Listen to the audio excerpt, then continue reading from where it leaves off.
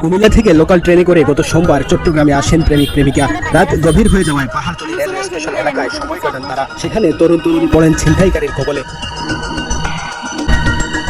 স্টেশনে অবস্থান করে কিছু লোক তাদের নিরাপদে থাকার ব্যবস্থা করে দেওয়ার আশ্বাসে নিয়ে আসে খুলশী থানা থেকে 100 কদম দূরে পিকে গ্রুপের পরিত্যক্ত এই ভবনে।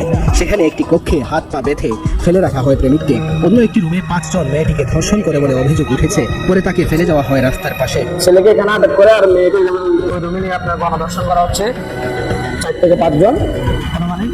ওই সময় দর্শনকারী যখন ওরা দর্শন করে চলে যায় তখন মেয়ে আর ছেলে ওখান থেকে নেমে যাচ্ছে। তখন আমি আসে জিজ্ঞেস করলাম, আমি জব থেকে আসছি, জব থেকে আসার পরে এদিকে যাওয়ার সময় মেয়ের অবস্থা খারাপ দিয়ে আমি দাঁড়ালাম। তারা জিজ্ঞেস করলাম যে কি হয়েছে, তোমাদের কোথেকে আসছো? বলতে যে আমাদের বাড়ি কুমিল্লা ইলেটগঞ্জ।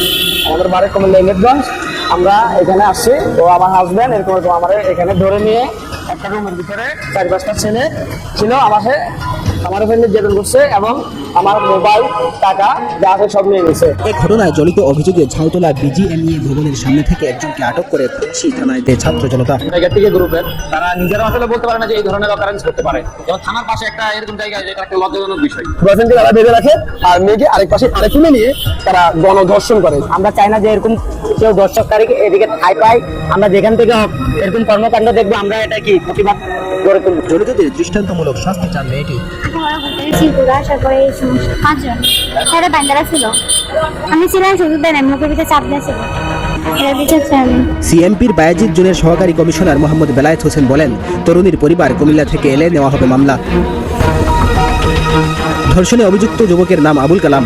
নগরীর 13 নম্বর ওয়ার্ডের বাসিন্দা। কালাম পেশায় পরিচ্ছন্নতা কর্মী।